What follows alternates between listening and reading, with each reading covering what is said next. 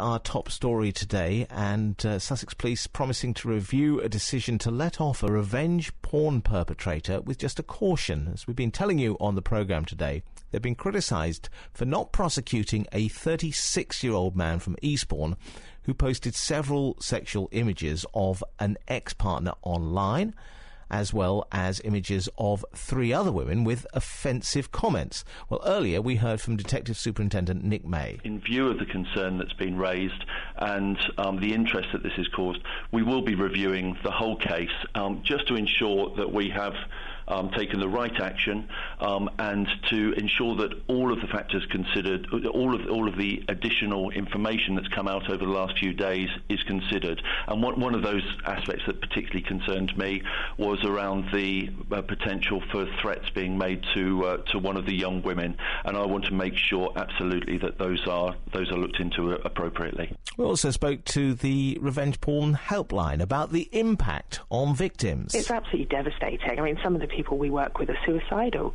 We've worked with people who've been sacked from their jobs because of it, marriages break down, some people have had to move away from the area that they've lived in all their lives because of the shame of it. So, it is a really serious thing. And the behaviours around it, they're very similar to stalking in some cases. So it does leave people very vulnerable and some people with mental health issues. Laura Higgins from the Revenge Porn Helpline.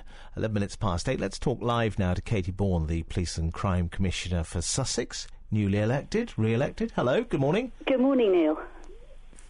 I think a lot of people would be quite disturbed listening to this story. And I would entirely agree with them. When I've already been contacted by one of the mothers of the victims, and I'm looking into this, but as you've rightly pointed out, this is extremely concerning. And what worries me is, whilst I heard Sussex Police's response, I actually don't feel terribly reassured at this point in time. What doesn't reassure you? They say they basically spoke to the man. They're convinced that he's not going to reoffend.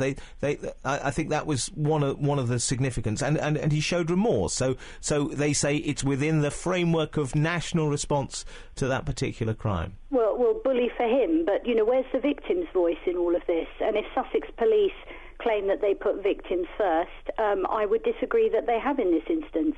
The impact on the victim of this kind of harassment and revenge porn is really significant. You've heard the Revenge Porn Helpline have already said that the impact on victims is similar to that of stalking. What I want to understand and what I need reassurance around is that this is being properly handled and understood by officers on the front line.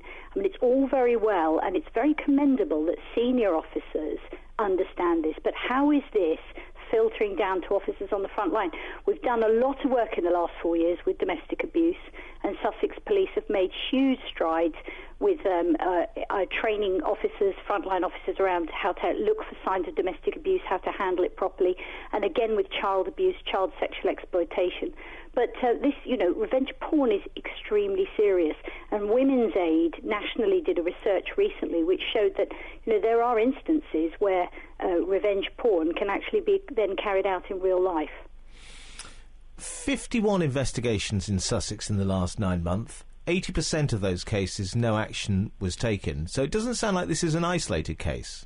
No, and again, that's why I am concerned around this. So next week I have my monthly performance accountability meeting with the chief and his senior officers, and I will be addressing this in that accountability meeting. I want to understand what Sussex Police are doing to raise the awareness, how they're encouraging reporting of revenge porn. Is it being properly recorded as well? That's something else I need to look into. And also for me, allegedly there is a minor involved in this as well, and that really does concern me. Katy Bourne, thanks very much for joining us. 14 minutes past 8 at BBC Sussex.